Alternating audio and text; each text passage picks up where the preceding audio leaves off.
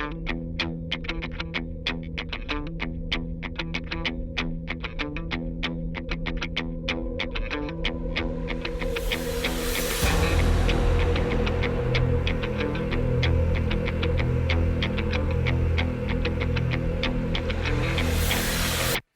up, everyone? Welcome to the North Leeds Jitz podcast. Today on the show, we got joined by Andrew Tackett, the bullfighter, the matador himself.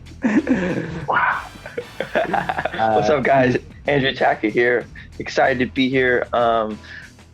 Just excited to be able to present myself in front of you guys. Excited to be, exchanging words and just like stuff with Mr. T. It's going to be a great podcast. So I'm excited. You guys should be excited.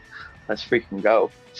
Awesome, man. Thanks so much for doing this. And it's early in the morning over Andrew, over in Austin, right? Are you usually an early riser? I usually wake up around and honestly, I have such a unaverage time of waking up. It's usually anywhere from like super early to super late. It's just all depending on how much recovery I think I need. Some days I might wake up at 6:37 for weights, like 2 to 3 times a week. And some days I might, sleep in past 10 because my body is just aching. I'm kind of all over the place with what time I wake up. But the average time, if we had to combine the average, I would say around, 8:30. Yeah, around there. So not too early. I like my sleep. I'm a teenager. I need to grow. Well, that's good. You kind of listen to your body and kind of figure out like what you need. Because I guess, sometimes training might be like mega intense and it's just like you're going to need like an extra couple hours. Oh, totally. I feel like if I get to training sometimes with not enough sleep, I have the possibility of hurting myself. I have the possibility of just, hurting my mental state. So I like to have a lot of sleep constantly. I can sleep anywhere. I can sleep underneath a bed. I can sleep on top of a bed. I can sleep on top of a house. I can fall asleep literally anywhere. Good stuff, man. Have you ever been over to the UK? Have you ever trained over here or taught? I actually have not. My brother has, and he's told me about it. That's something that I want to do in the near future. Be able to travel to Europe and the UK. I think it would be an amazing experience because the living experience is just so much different out there versus here. So it's definitely something I want to do. I just haven't got around to it yet. For sure, man. Well, yeah, we'll definitely have you over whenever you're thinking about it. Come down, see the academy and teach and stuff, and that'd be awesome. That'd be sick. So, Andrew, to give people listening like kind of a bit of your story, you're like from a jiu-jitsu family, right? Like, tell us how it started. So basically, me and my brother, you guys might know this stories I tell all the time, but me and my brother, we kind of started off doing like hip hop and like ballet dance, I believe, when we were younger, and we were playing the sport soccer. My dad came up to us one day and he was like, "Yo, I want to do a fighting sport." My dad said to us, he's like, you guys want to do a fighting sport? And we were like, we wouldn't be opposed to it. Let's try it out. So we actually start off with, I believe, judo and jiu-jitsu first. The first day I got into class, it was me and my older brother, William. And my dad did an adult class right before. I got beat up by this one yellow belt girl. Her name was, what was her name? I think it was Scarlett. And oh man, this was 13 years ago. She just beat me up. She was probably like nine or 8 at the time. And I was like, barely, maybe not even 6, just turned 6. So I was like, afterwards, like ran up to my dad, was like hugging him, crying. I was like, "Dad, I just got beat up. This girl just demolished me." I was like, it would have been, I would have still been sad if the guy beat me up, but the girl beat me up, Dad. And he was just laughing. And he's like, "What do you think of it?" I was like, "I have to try again and beat her." So for like the next month, I was just trying to beat her. I wasn't even trying. I didn't even really like jiu-jitsu. I just wanted to not get beat up by a guy, a girl. I just wanted to be the best. So your first nemesis was Scarlett, the 9-year-old yellow belt. Yeah, I have no idea what she's doing now, but I'm sure she still could beat me up. But I never actually submitted her, man. I never submitted her. That's the worst thing. But I think there's definitely a flow series there where you try and hunt down Scarlett and try and submit her. The Andrew Tackett's revenge to beat up Scarlett.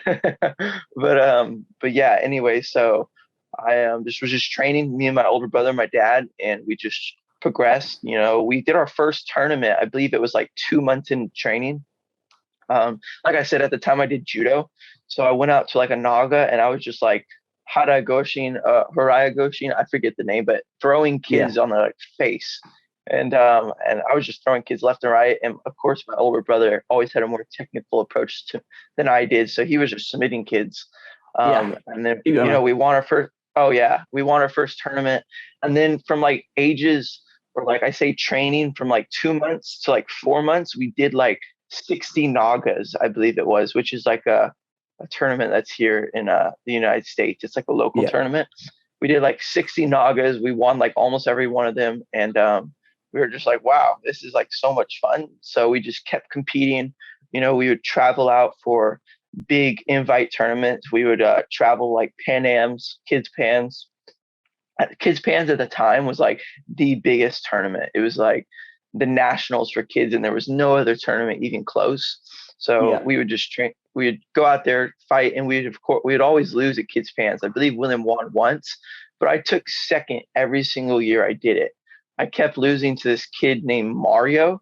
He still trains, and he's actually very good. And then I kept losing to, I believe, Cade Rotolo. So those are the two kids that were just beating me over and over. Is Cade Rotolo and Mario. And then we kind of just, you know, kept getting better. We kept really breaking down the fundamentals and like the game of jiu-jitsu itself. We really kind of saw, wait, we can make a career in this. When we were younger, it was more for fun, but now, you know, we can see a career in our future. So now we're taking it a lot more seriously. And that's kind of how we got started. And then the rest was just history. We just trained hard, woke up every day, took it seriously, and just kept fighting. That's good, man. I know my screen's frozen here, but yours is running fine for me. So no, it's totally good. So tell me about. I was kind of just watching you there. Tell me a bit about the picture in the background there. That's you and what's that match? Oh, this right here. Yeah, you're talking about. So that's actually, this is actually a picture of me choking this one guy at ADCC trials. I was sent it by a photographer, and he was like, "Hey, got this dope pic of you. Thought you'd like it." And I was like, "This pic is super sick. I'm gonna make a frame. I'm gonna make it into like a." So yeah, I just made it into I made it into a canvas. So just to kind of remember that time that I was choking him. It's kind of like a recurring thing for me to get people in submissions and smile. Right. I don't know.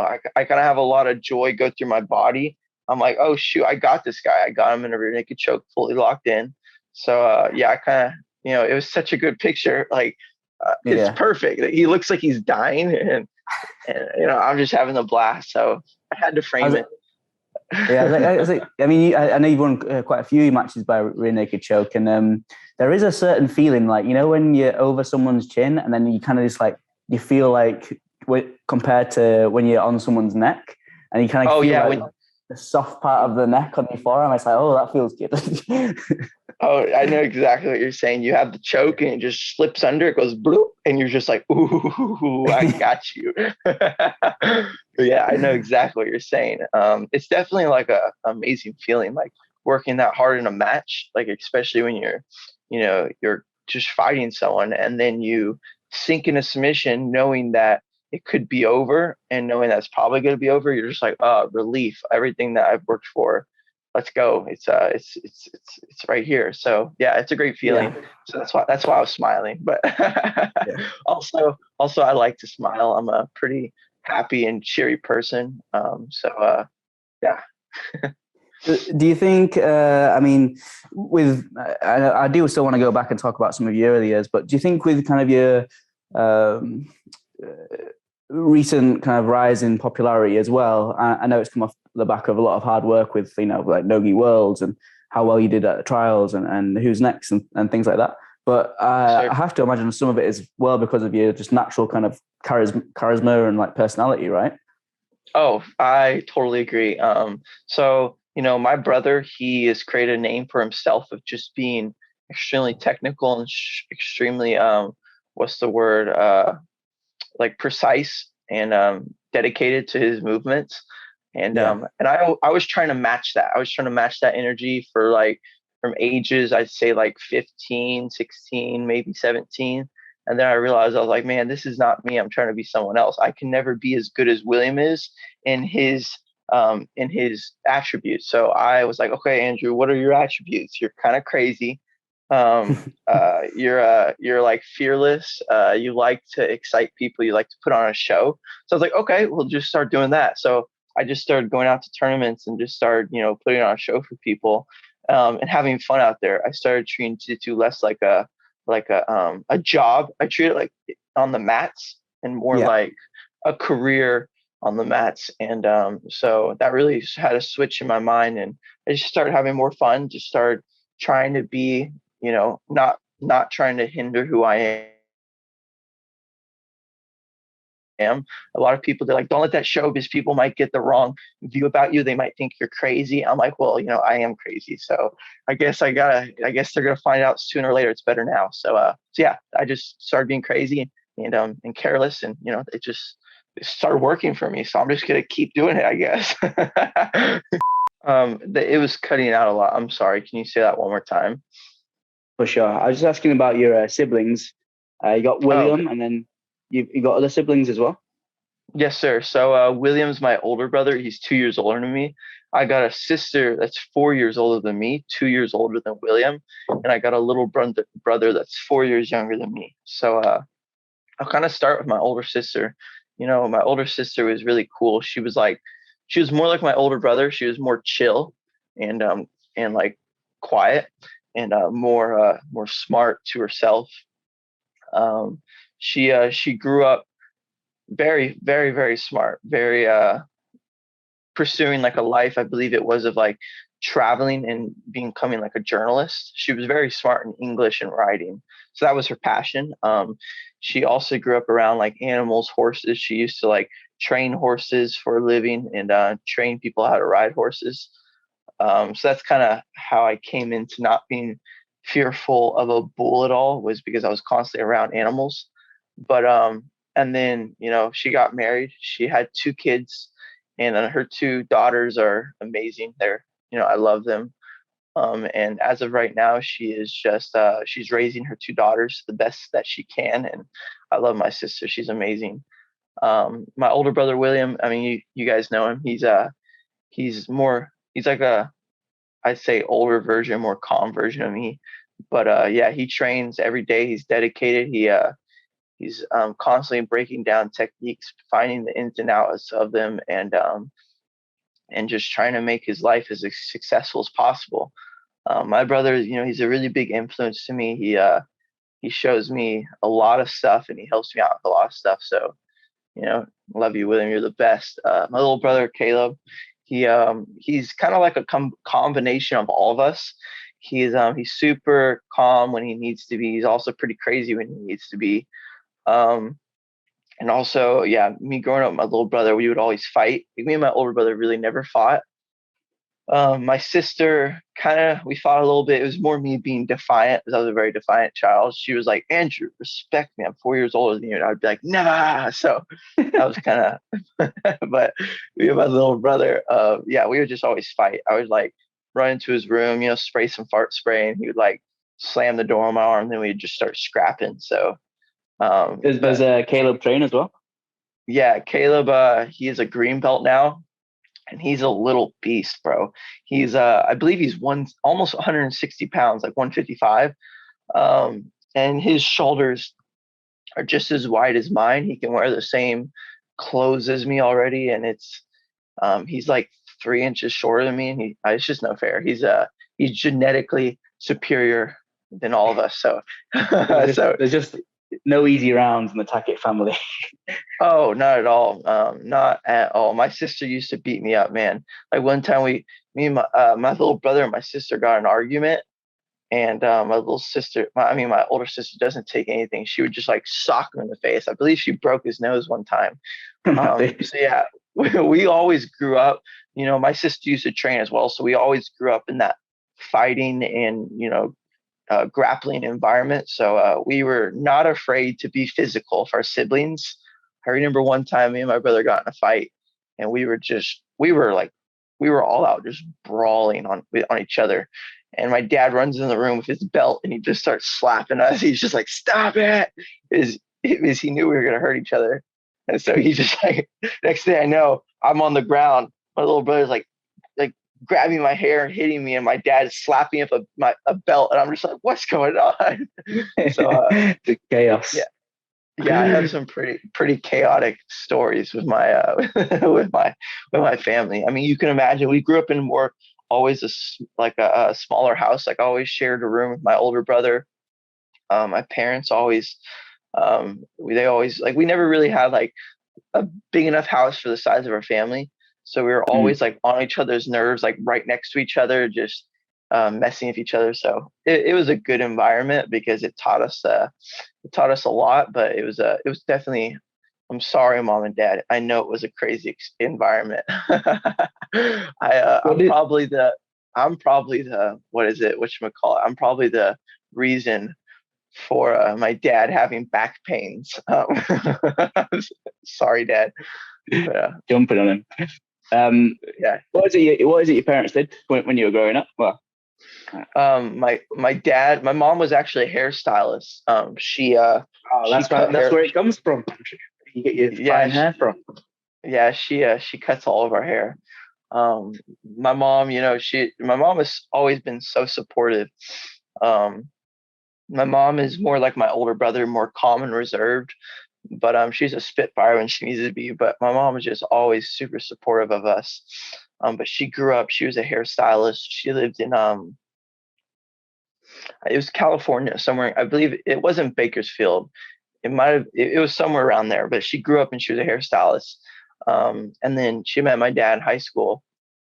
My dad was a mechanic from day one. He's done body work on a car.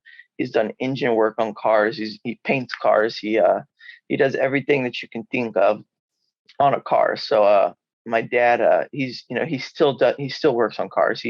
That's like his passion, and he's like one of the best. Like they call it mechanics. Like he's one of the best mechanics I've ever seen.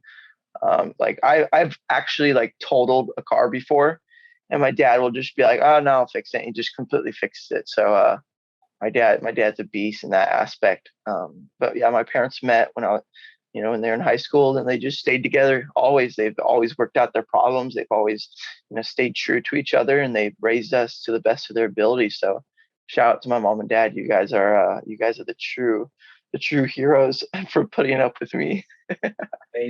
And is it? I think I heard on the Who's Next that they kind of pretty much was it like kind of a homeschool so you can focus more on jiu-jitsu? Yes, yeah, totally. So we grew up. I believe my sister kind of went to public school when she was first born for a little bit, and then they didn't like that environment, and so they were like, "Whoa, this environment's just all whack. Let's kind of try and homeschool them." And they just tried it out, and it actually worked out really well. We were all getting along. We were all growing as a family, and our characteristics were growing. And it also gave us time to train jiu-jitsu. I believe my parents saw it as an opportunity. They're like, "Wow, we could make this sport a career for them. So let's just put everything we have into it, and teach them homeschool, keep them here, and let them train as much as possible."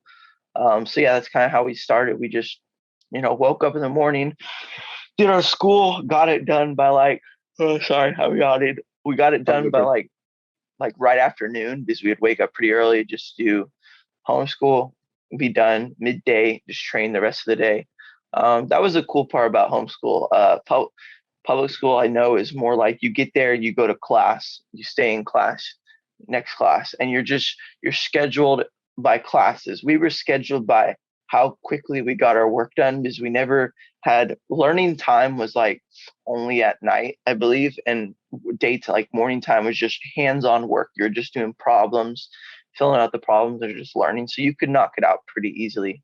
But But around high school level, once we kind of outgrew the books and our parents' abilities to teach us, we went to a private, not a private school, like it's a school called One Day Academy. It's basically like a college-based high school. You go there like once or twice a week. You do your classes. They give you a pamphlet packet to do throughout the week, and you fill out that packet. Like let's say it's like a couple lessons, then a test at the end. Then you turn that in. They grade it, and then you get a new packet. And we were doing that for our high school years, and that still allowed us to train, because we could create our own schedule on when we needed to do our school. Like some nights I would be, up to 6 a.m., 5 a.m. just doing school because I was, training all day and I didn't want to do it during the day. So yeah, it was a crazy, crazy, I'm so thankful for it. I would have hated to be stuck in a classroom all day. And not being able to train. I feel like most of my social skills were developed in jiu-jitsu. Most of my friends were, to be honest, like 30-year-olds, like from the time I was like, yeah, from the time I was like 10, I just, 30-year-olds, 20-year-olds were like my best friends. So that really showed me like a more mature way of looking at life, like not looking at life as at the present time, but looking at the future and just, preparing for the future. But yeah, I couldn't have asked for it any other way. It was great. And also, that kind of reminds me of a quote someone once told me one time. They're like, don't look at the past, it's in the past. Don't look at the future too far. Live in the present. Like that's why it's called a present, because you're gaining a present every time you are living in it and bettering yourself. And I was like, oh, it kind of makes sense. I was like, but it's still not hard. It's still very hard not to look at your future and try to plan for it. So yeah, that kind of was just my motto my whole life, like planning for the future, trying to keep the present as much as present as possible. And yeah, I'm just excited that I was homeschooled, and that, to be honest, my siblings and my parents were like my best friends, and I couldn't have asked for it any other way. It was super cool growing up with, my brothers and sisters as my best friend, and, being able to go for them when I needed help with schoolwork or help with jiu-jitsu or anything else. So it was just a great environment. That's amazing, man. What amazing foresight, and kind of like you're talking about there from your parents, knowing, well, I don't know if they did know, but kind of anticipating how big jiu-jitsu would become, and is still kind of growing so quickly even to this day, where you can really make a proper career out of it, and it's not just like how it was 20 years ago. I mean, if my parents had invested like their money and time in a stock, they'd be billionaires by now, because they called jiu-jitsu exploding before it even had a speck of exploding. Jiu-jitsu, was so small 13 years ago. Like there was probably, there was probably only a couple of schools in Texas, maybe even like not much at all. Jiu-jitsu is not even really in America like that big. Like there was probably a couple of thousand schools across America 15, 13 years ago. So for them to be able to have called that, like they should have put all their money in Bitcoin and made millions. But also I wanted to share that, yeah, we've been growing up training and doing homeschool our whole lives, but a big part of our family was going to church as well. We all believe in the Lord Jesus Christ. That's kind of been the center of our family household, like this whole time, just kind of not making decisions based on our own understanding, but like leaning on God's foundation and being able to just trust in Him in the good and bad. So that was kind of our family roots, was church. So we grew up in church our whole lives, and we still go to church. So that I'll say that must be a nice. Well, one, community wise is really nice, but you're getting like a good community from jiu-jitsu, and then also in church, right? And then it's also interesting. Go on.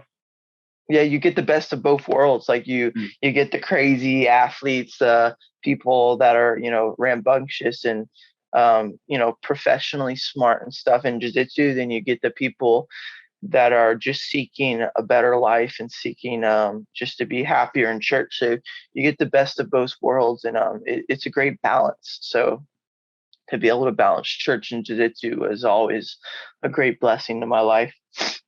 Yeah, I think anytime you can find like a nice things that have good contrast, like a good juxtaposition, whereas like you're on the mats and you're fighting and everything's like, especially if you're training at a high level, it's like going to war every time. You're sweaty, it's painful, and then you're going to contrasting that with like kind of probably dressing up a little nicer in like a quiet environment, reflective environment, church. I'm sure that's like a lot of benefits of that. For sure. I mean, I was never really a quiet kid, so church was good for me. Like mom was like, "Shh, stay quiet, listen." I'll just be over here like messing with my brothers, like creating turmoil, and eventually I learned like respect your elders, listen to them when they're talking, don't interrupt them, and then it was better. But as a kid, I was just always worried about what I was doing and not what anybody else was doing. I was worried about how Andrew was feeling. So in church, I would just be, making other kids annoyed, like messing with people instead of like letting people listen and creating a joyful experience for everybody. And yeah, I learned that, and I'm glad I did. So really, what's up? something I wanted to talk about is like how I'm sure you asked it a lot, but why is it, especially in jiu-jitsu, it seems that siblings seem to get so good at jiu-jitsu, right? Because I mean, I come from a lineage under Victor Steamer, and actually they got Charlie and Victor as like a brother relationship, and then you already mentioned like the Rotolos, and the list just kind of keeps going. For sure, for sure. What is it from your perspective that makes sibling pairs that are in jiu-jitsu just seem to get good so fast? Relationship. I believe every successful business or every successful like route just needs mutual respect. Like you take a starting business and you have somebody that's the owner, and then you have a manager, and then you have the workers. Everybody needs a mutual respect.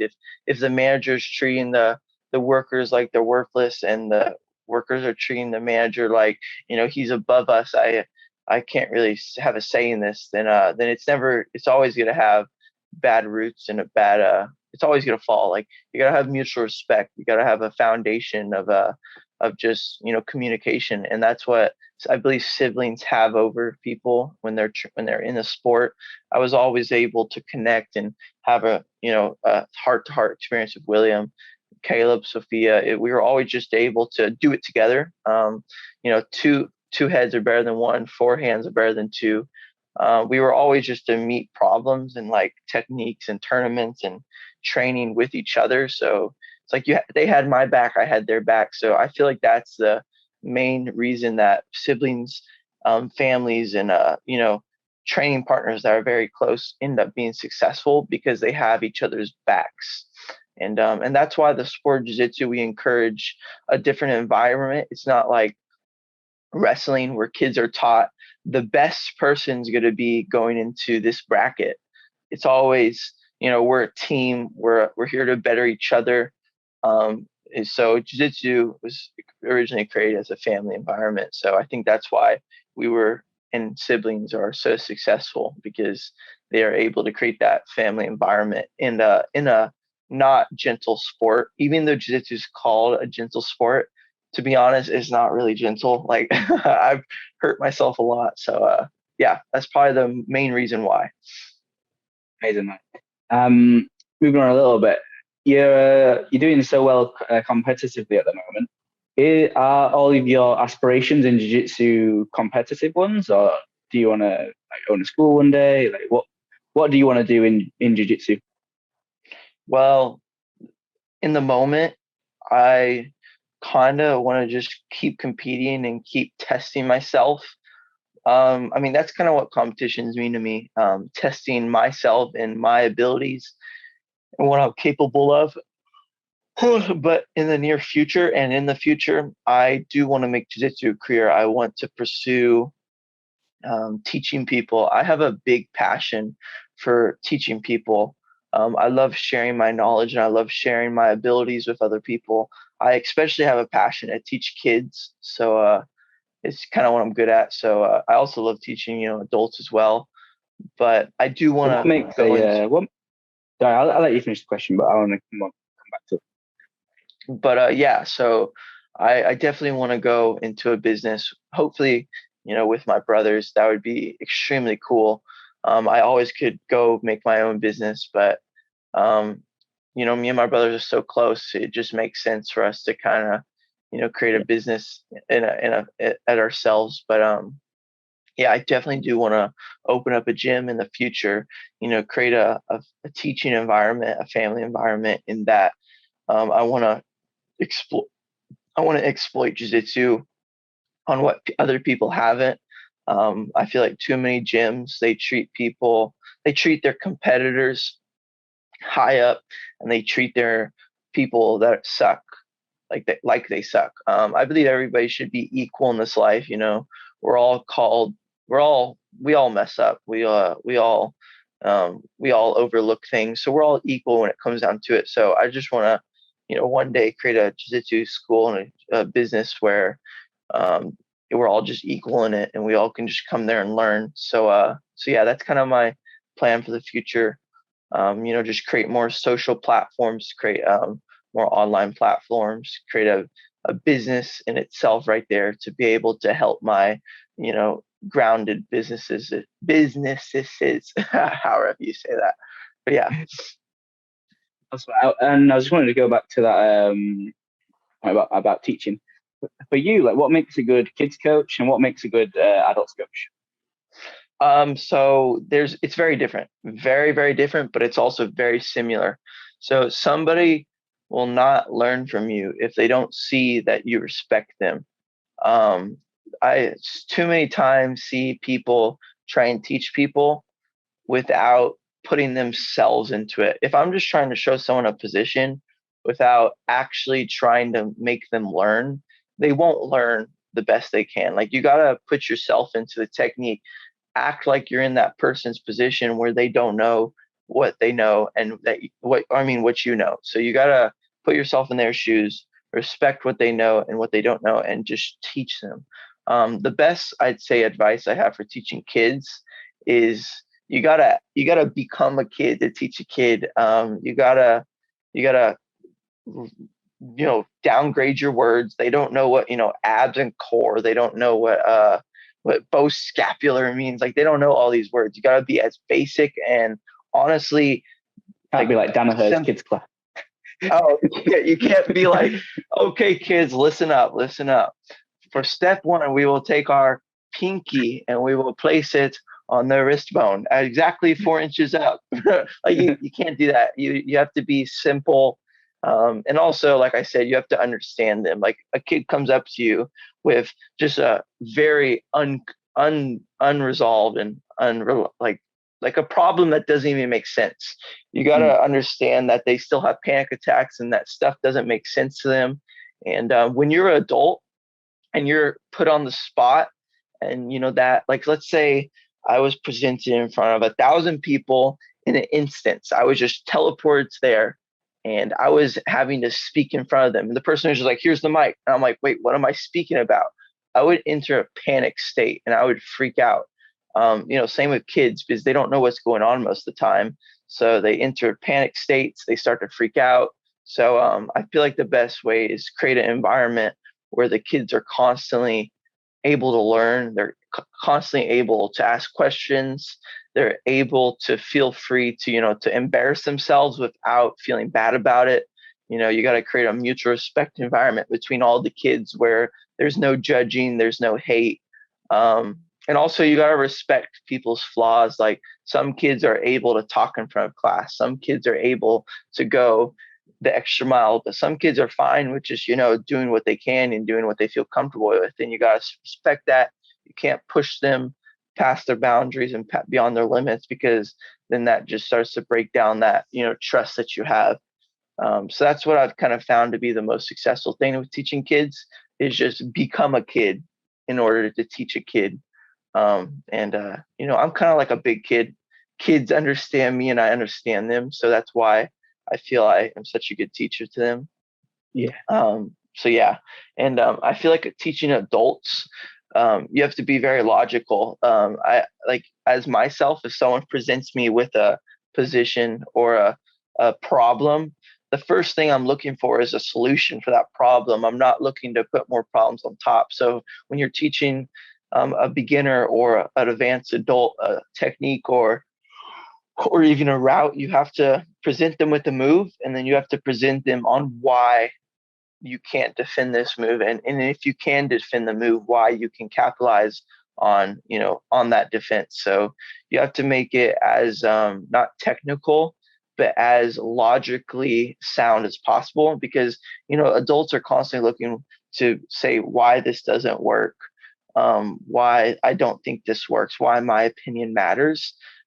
Because if I was to be put in a brand new white belt position and I came into a gym, didn't know a lot about jiu-jitsu, I would be questioning if it was actually a good sport, if it made sense. So you got to present, I believe, solutions for brand new people. You got to make them believe that what they're doing is actually a good sport. I had this, new guy come in the other day, and I was working with him on some basic movements. And before the end of the lesson, he was like, "Oh, how can I do this? How can I do this?" He was just like filled with questions rather than concerns. So you just have to, present solutions to every problem with adults as they come, and just create a, fun environment. I feel like so many adults nowadays, they wake up, they go to their work, and they have a not necessarily fun environment. They might, but most of them don't. And then jiu-jitsu is a good stress reliever, a good getaway from everything that's happening on the outside world. So you have to make jiu-jitsu very stress-free, and fun. So I feel like if you can do that, you can, really master teaching the mind of a stressed out person. So yeah, that's kind of what I felt the best way to work with adults is just, resolving problems with solutions before they're a problem, answering their questions immediately, treating everybody like they matter. Not favoring anybody, but favoring the whole class. And also creating that fun, stress-free environment where people don't feel pressured and more stressed out. Like I would hate for an adult to come into a class and to feel more stressed out having to win or having to beat this one person when they're already being stressed out all day long. So I feel like for me, just personally, that's the best way I can go about teaching adults and kids. If I don't know, there could be better ways, but that's just what I think. That's awesome, man. I think I was asking, similar to what you were saying there about explaining the why for everything you're doing. That's what Braulio said when I asked him. That was kind of his similar response, saying like, you got like a good instructor is always explaining the whys behind everything that they're doing. I mean, so you wait. You said you're a part-time teacher at your school, correct? Yeah, full-time. But yeah. Oh, nice. That's amazing. What do you think is the best way of going about teaching adults and kids? For me, the kids, I've only been teaching full-time for a year, so I'm still learning a lot. But I try and analyze a lot of the stuff that I do, and I try kind of test and adjust. But for me, for kids, similar to what you said, you got to kind of be a bit of a big kid. You got to be a bit silly with it. You got to make them laugh. And then it's like breaking things down to its like most simple components. Kind of explain this technique in 3 steps. And then like if they get it then I can maybe add more on. But is there ways to explain this more simply, simple. For sure. Kind of like the Occam's razor kind of effect.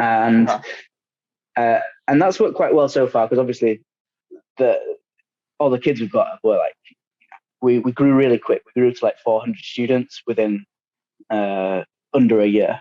So wow. So the kids, there's like lots of kids, and none of them knew what they were doing. So you kind of had to, you'd say close guard, and then you'd be like, all right, I've got to explain what close guard is first. Like they don't really understand if I just say close guard. Like, if we're working from close guard, still I have to explain like what a good close guard is.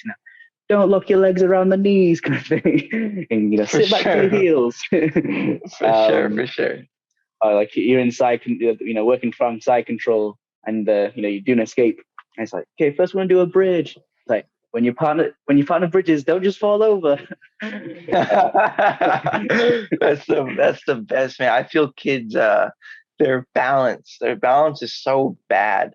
We do a lot of balance training in our gym, to strengthen our kids' balances, because I feel like the problem with kids sometimes when they're doing techniques, it won't be the kid's problem that's doing the technique, it will be the other kid's problem. He'll just fall over or just like do something, and then it'll mess the other kid up.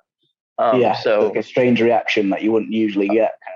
For sure. So we've taught our kids to be like good ukes, like being able to stay strong, not resist, helping your partner out. If you know they're going to take you down that way, fall that way for them to help them be able to get the takedown.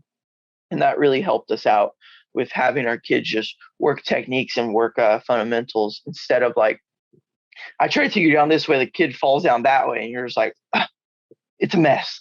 So yeah, I feel kids are definitely harder than adults, but then again, they're also the next generation. So it's honestly more important to teach the kids than adults, because the adults already have the life experience. They can almost teach themselves. You just have to present them with the techniques, and then they can, add what they need. The kids are totally relying on you to have a good jiu-jitsu game. So you have to really pour yourself into their career and into their game in order to make them the best they can be. Some advice I'd love to get from you on the teaching thing would be for kids competition team, like the kids that are like got aspirations in jiu-jitsu, and they want to go out and they want to compete, whether that's just to kind of supplement their jiu-jitsu and they just want to go out and experience more, or if they're really serious about jiu-jitsu and they want to take it to the highest levels kind of thing. What advice would you give to those kids, and what advice would you give to coaches? First off, to the coaches, I feel like if a kid is trying to be successful in jiu-jitsu and make it, I say, his career, I feel the best way to go about training a kid that's actually serious about doing jiu-jitsu is not putting the pressure on him of being the best right away. You have to let him do that to himself. You have to let him make the decision of, okay, I want to do this, so let's freaking do this. You can't, too many times in life, I feel parents or coaches push the kids past their comfortabilities, and then they kind of, give out and get fed up with it and quit. So I feel like the best way going about training a kid that wants to be a competitor is to constantly be testing them physically and mentally, but not pushing them past their limits. Like, for example, you have a kid that, let's say, like, is a yellow belt, and you have a couple of kids that are like yellow belts. You make that yellow belt kid roll really hard with a yellow belt from the positions, he's strongest and weakest from. And then you have him right after roll with an extremely brand new kid to teach him the control, and then the technical side of losing. Too many times kids they're comfortable with winning and they're not comfortable with losing. So create like specific training from the kid, having the kid start on his back, working out of that position. Because in my opinion, kids' biggest weaknesses is like defending. We have a lot of kids in our kids class that are very good at attacking, but when a kid, starts beating them up, they just shut down and start to crumble. So if you can have a kid that is very good at defending and protecting himself, but then can attack as well, he's probably going to beat most kids in the world, because he understands that principle of, when I'm losing, I don't need to keep attacking, but I need to focus now on defending and getting back to my roots, protecting myself, getting to a position I feel comfortable, then starting the attack right after that. When I was a kid, because I went through this stage, it's pretty cool because I get to teach kids, because I was like, oh, I remember being in your spot. I remember being like 7, 8, 6, maybe 10 years old. So yeah, I feel like the best thing for like making a kid good when they're, I say kids don't get serious about jiu-jitsu until they're about like 12 years old or older, maybe even 10. So I feel like you just have to challenge them with losing a lot. That was my problem. I didn't start getting good until my coaches challenged me with losing. They started doing specific training. They started making me start in a triangle, in a guillotine, in bottom mount, having my back taken. And that's when I got really good at defending, and my game just exploded from there. And also that I feel like that's a good way to train kids. And also for advice for a kid when he's doing jiu-jitsu is, jiu-jitsu is freaking hard. Nothing in life comes easy.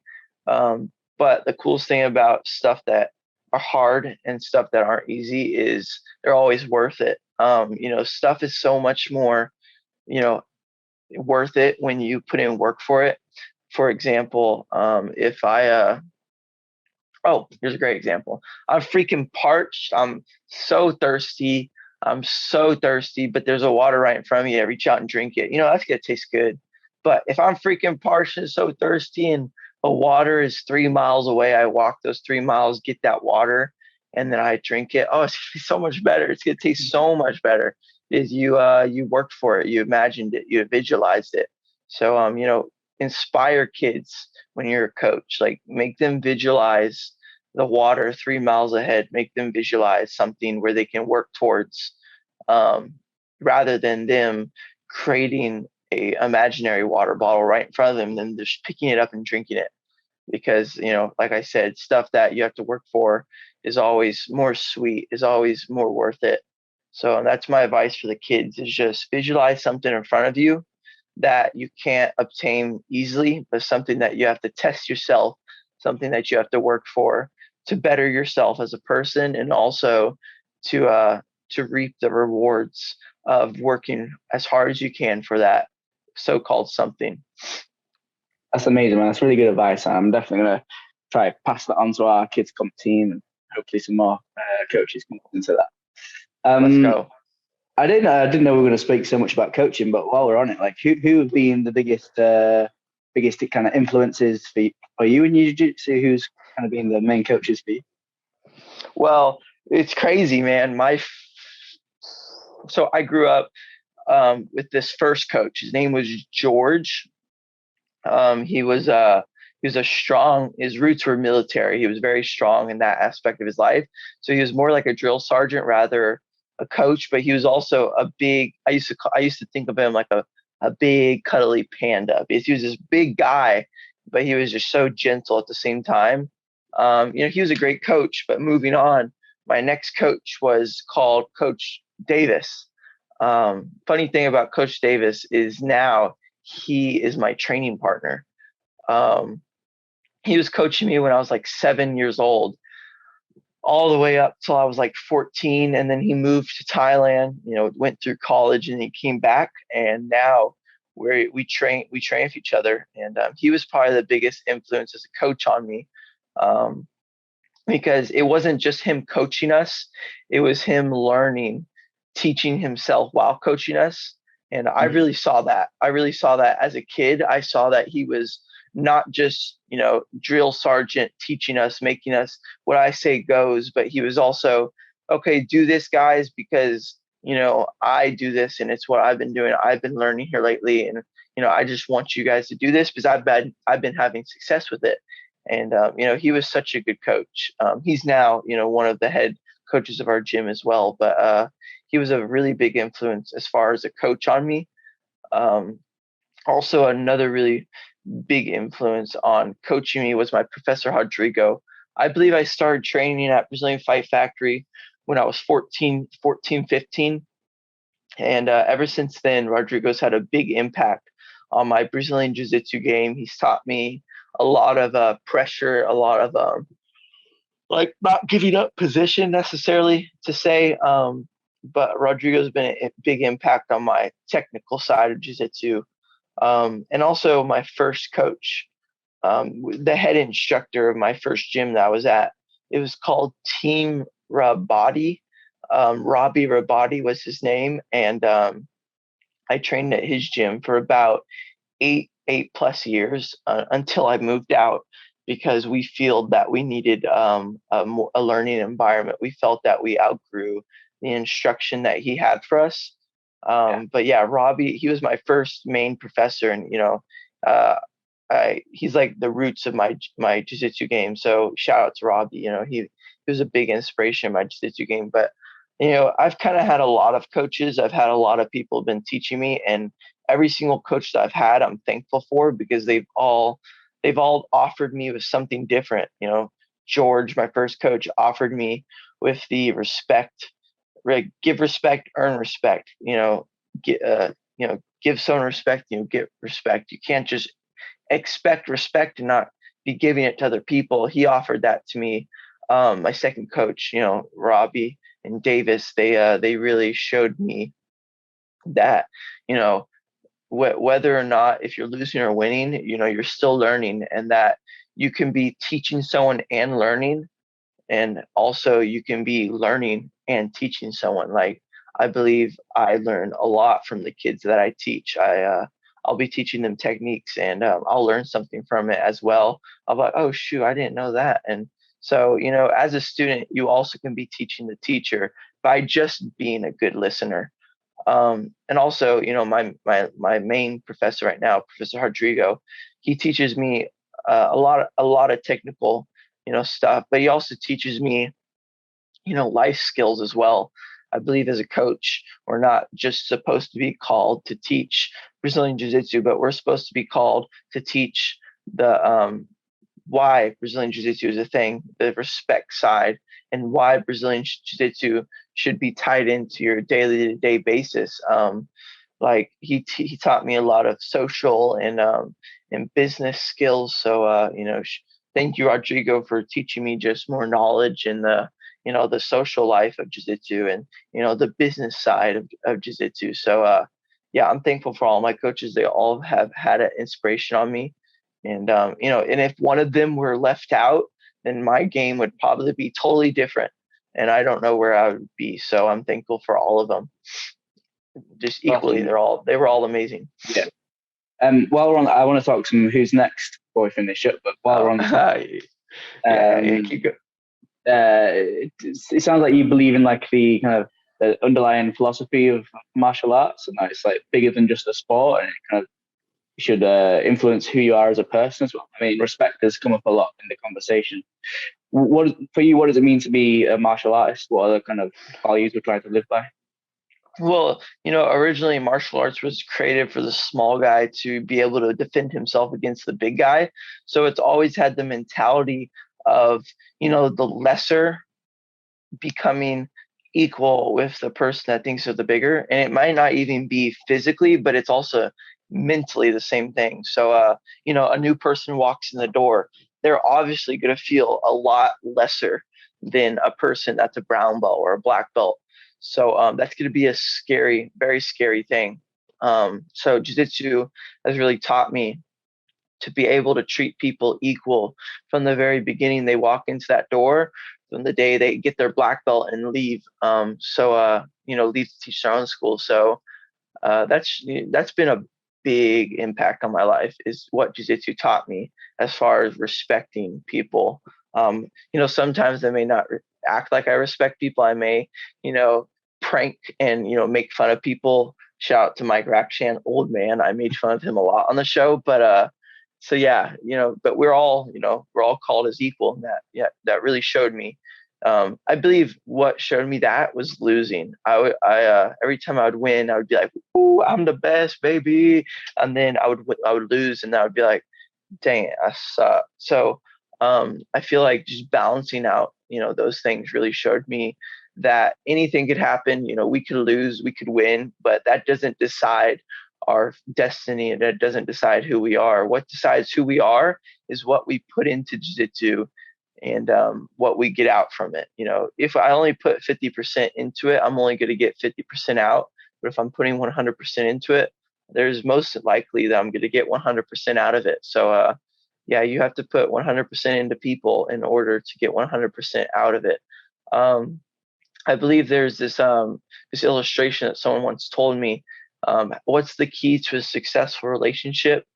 And so many people nowadays, they are in a relationship with someone and they put 50% of themselves, expecting the other person to put 50% in order to make 100%. You can't do that, because you'll always be let down, because it just never works. You have to put 100% of yourself into that person, then that person will see that and they'll put 100% of themselves back into you. And if they don't, then you have a very good excuse of, I've been putting 100% of myself into you. Why haven't you? Like, rather than saying, I've been putting 50% of myself. How come you've only been putting 25? Like, that's just not a reliable argument. So yeah, we're all called to be 100% with everything. You can't just be half doing things because, I have to do things a lot and it just never works out. Like if I was to halfway do homework, I just wouldn't pass the test. If I was to halfway drill a position, I wouldn't understand it fully. So yeah, 100, everything, baby. Let's go.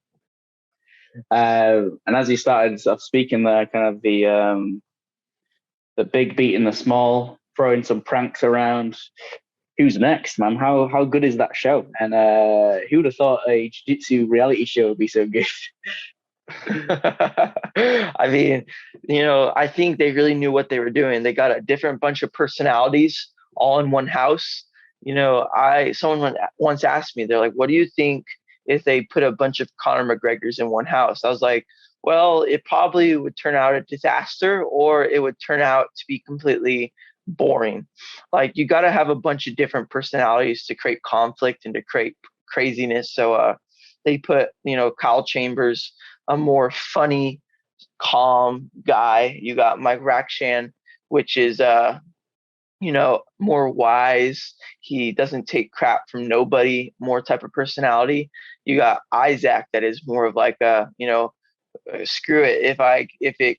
If it goes wrong, then it goes wrong, but I'm gonna, do my best to make it the best I can. And then you got me, I'm just kind of crazy and fearless. You got Big Dan, which is, was intimidating everybody, but to be honest, I think he's a softie when it comes down to it. And he's also, I think he's a cool guy. He's a really nice guy, to be honest. You got Adam Bradley, which is honestly the most humble guy ever. Adam Bradley's so cool, man. He may put a crazy view online with like Gordon and stuff, but I've got to know him personally, and he's just so humble and nice. So you got all these different personalities. So obviously some personalities are going to have conflict, and that's why the show was so entertaining and crazy. So I believe they knew what they were doing in that aspect. And that whole show is just like, I got sick for like a month after the show. My body was so tired and I was just so mentally drained. Yeah, that show, it was crazy. I don't think I would want to redo it again. I might, but I don't think I would, just because it was just such an exhausting experience. But then again, it was an experience I will remember for the rest of my life because it was so crazy. Yeah, I think you've definitely earned the hearts and minds of a lot of people that kind of watch the show, because it's like you rock up to these challenges and it's like, yeah, I've done that. Like, how's he done all these things? Like, I know a little bit of arm wrestling, know a bit of shooting, know a bit of bullfighting, know some paddleboarding. For sure. I mean, to be honest, I don't really know how to arm wrestle. I don't really know how to bullfight. I kind of know how to shoot guns, and I kind of know how to paddleboard, but I was just trying to put on as a confident face as possible, because the whole show is based around intimidating. Like, you had 8 guys in one house. In a matter of 4 days, 5 days, you're gonna have to fight this person. So you win, and then you might have to fight this guy. So it's just I was trying constantly just to intimidate the people around me, but like not to go overboard with it. So yeah, I was trying to act confident in all the challenges. Like, I know what I'm doing. Like, I know how to do this. Like, but yeah, to be deep down, I was totally like scared, senseless. Like, I was scared the whole time, but I couldn't let you guys know that. But yeah, it was crazy though. How did it come about that? When you had the opportunity to choose to fight Big Dan, why choose Big Dan in that moment? Oh man, it was probably one of the easiest decisions of my life. Like, here's a good example. Like, let's give an old Viking movie as an example. let's say you have the old wee lad that goes off to war, and he stays and hides in the background. Everybody dies except him. He comes home. People aren't gonna, see honor in his name because he ran and hide, but yet he survived. People are gonna see honor in the people that went out there, put everything on the line for their country and for their family, but died. So that was kind of my aspect. I was like, well, if I'm going to die, I'm going to die swinging. So I went out, chose the biggest guy, and, took him by the horns. So that was my aspect. I was like, if I'm going to lose, it's going to be to Big Dan, and it's going to be to nobody else. I don't want to lose to the smallest guy on the show. I want to lose to the biggest guy. So yeah, that was kind of my mentality going into it. And also, I thought it would just be really funny and a really exciting match if I was fighting him. So, and plus it was. So it turned out a-okay. I'm so glad I did. I'm so glad I didn't break my foot, and I'm so glad I didn't die in the process or really upset some people. So I'm glad I'm glad it turned out the way it did. Thank God. It seems like there's a big push for that in jiu-jitsu and in flow at the moment, right? Where you can win as much as you win, but if it's kind of just boring, then it's like no one really cares. Whereas if you look at, go on. Yeah, sorry, but like, let's say, sorry for interrupting you, but let's say like this is a very good example. Jiu-jitsu is meant to be the smaller guy, like I said, being the bigger guy. You can't beat a bigger guy with strength. You have to beat him with technique. Technical things are boring to some people. Let's give an illustration. Like, let's say we're talking about, outer space and stars. To some people, that might be wonders and desires. Some people might look at the stars and they might realize all the beauty and all the little details behind them, and they might just focus on the details, and that stuff might excite them. And then you have some people that that bores them. They don't want to further understand them. So jiu-jitsu is a big base, like on technical, part of it. So if you take somebody that doesn't understand something like stars and you just start explaining the fine details of them rather than telling them they're big balls of fire, like, that's going to interest someone right away if you tell them they're big balls of fires rather than telling them the small details on how they connect and how they move and stuff.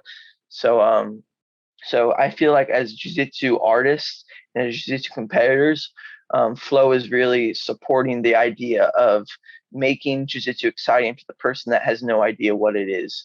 You can't present the technical side of 50-50 and outside ashi and all these leg locks positions when someone doesn't understand them, because that will bore them. You have to show them the suplexes and the, backflips and cartwheels and the flying triangles and, the crazy part of jiu-jitsu to the new time watcher. So he's like, oh, wow, this is kind of cool. Balls of fire in the air. I like it. And then you explain the technical side of it, and then they fall in love with it. So I feel like that's what Flow is really trying to push is, getting people intrigued with the exciting part of jiu-jitsu, and then, making them stay and be invested in the details. Because, for me, like the more I learn, the more details I learn, the more it intrigues me because I know so much about the sport. But if I didn't know the sport, I would just want to learn the exciting parts to intrigue myself, then the details parts to keep me involved. So that's kind of what they're pushing, because too many fighters nowadays, I believe, they just want to win. So they'll do whatever necessary to win, even if it means stalling, riding out the timer to be able to beat their opponent by the slightest edge. They kind of push, you can be winning by a mile, but there's no reason for you not to win by 2 miles. You shouldn't put in the extra work to demolish your opponent even more. There's always a deciding factor. So you never can leave it up to the judges. In my personal opinion, I've lost to the judges every single time it's ever gone to judges overtime, except for one time. So yeah, you can't leave it up to the judges. You have to go the extra mile to win. And that's what Flow is really trying to push to jiu-jitsu through this reality show, I believe. So yeah. That's amazing, man. I want to be respectful of your time. I'm going to let you go in a second. What time is it? Well, over here, it's 10 to 4. So over there, it'll be like 10 to Okay. 10. Yeah. Okay, nice. Yeah, it's crazy. All the different time zones. I'm glad we made this work out. Like, I'm super glad. But cool. I had no idea that we would talk about. What we talked about today, we talked about about family, about relationships, about coaching. I thought we'd mainly be talking about competition and stuff, but it's cool. For sure. I mean, that's the cool thing about podcasts I've learned is sometimes you can plan for things and they can go according to plan, and you sit back afterwards and you take a big sigh and you go, oh man, that went exactly how I wanted it to. Or as let's say a relationship, like a girl comes up to you not even expecting anything with her, you guys fall in love, and then it's history from there. That's like the best type of love. Sometimes so same thing, like oh yeah, same thing here. Like, we didn't plan for any of this, it happened, and I couldn't have wished for it any other way, because it was amazing. Yeah, I'm sure there's some stuff there that I don't think you might have talked about before with your maybe coaching philosophy and the values behind a lot of what you're doing. Just kind of finish up. We usually ask for like some kind of recommendation. So, is there anyone you think we should reach out to on the podcast? I mean, Austin's such an amazing jiu-jitsu scene right now. There's probably hundreds, if not thousands, of people that that you think. Oh yeah. Have got a good story to tell, but is there anyone in particular you think we should reach out to and ask them to come on the podcast? I think you should reach out to Adam Bradley, the guy on the reality show. He has an amazing story to tell, and he's such a giving person. So I think he'd be a great person to have on the show. I think another really good person would be Isaac, the person on the show. He is, wild. He's so funny and he's so hilarious. So, people were calling him the older version of me. So I think he'd be great to have on the show. Another person that I think would be really cool to have on the show would be this guy from my gym. His name is Matty Copra. He's extreme. He's probably one of the most intelligent people I know.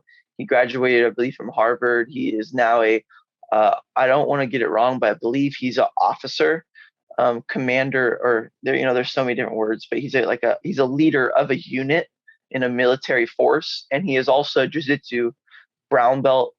He is a judo black belt, and wow. He's a freaking tough guy. I can send you his Instagram, but that'd be awesome. There's a couple other people as well. There is this one guy at 10th Planet. Do you know what 10th Planet is? Yeah. Have you? So there's this one guy at 10th Planet Austin. His Instagram is rated R BJJ. His name is Kamoy Anderson, and he's a super cool guy. He trains with us part time, but he has a really cool backstory, and he has a lot of wisdom, and just same thing with me, like mutual respect. So he would be a great guy to have on the podcast as well. But off my head, those are kind of the people that I think would really bring a good environment to your show, and also would bring a good learning experience for the people that are watching. Amazing. And quickly, who did you out of the show? Who have you kept in touch with the most? Like, who did you become best friends with? To be honest, the person I became best friends with was 3 people. Isaac, he's at B Team. Renee Souza. You also can have Renee on the podcast. Renee's super cool. I love Renee. Renee Souza, and then Adam Bradley. I became really close with Adam. Me and Kyle Chambers are gonna hang out pretty soon. So I'm kind of close with everybody, but those cool. three guys I correspond with the most. All right, last things then. Where should we look for you? What's going on this year for you competition wise? Where can we watch you compete? All right, what's up, guys? This weekend in New York City, upstate New York, I'm gonna be fighting on Emerald City. It's gonna be a super fire card, 16-man bracket, 170 pounds, cash prize, EBI overtime. There's some extremely high-level people. Not to give any names out, but go onto my Instagram, you'll see it. Emerald City, you'll see it on there. It's gonna be streaming. So, it's going to be a fire tournament. I'm super excited for it. I'm gotten in peak performance as possible for this tournament. So I feel ready. Also, near future, I'm going to be doing, possibly the Austin Open, which is the IBJJF Open tournament. I want to be doing the American Nationals out in Las Vegas. I want to be doing the Who's Next finals in July. After that, I want to be doing, there's a couple other tournaments I had planned, but near future, next 2 months, those are my plans. So I'm going to be pretty busy. Keep your eyes out for me. I've been training hard, and I'm only reaching the top, nothing less. I don't plan on disappearing and fading away. I plan on, becoming more and more and more until I'm at the top. That's my goals. That's my dream. We only can make dreams a reality if we make them a reality. We can't just keep dreaming them and expect them to become something. We have to, put the work in, put the dedication in, and make those dreams a reality. So that's what I'm trying to do. I'm trying to make those dreams a reality. Let's go. And you got that's awesome, man. I'm looking forward to seeing you compete. Looking forward to seeing William do awesome. Hopefully this year at ADCC. Oh yeah, William's gonna kill it, man. Yeah. I know you got a YouTube channel, right?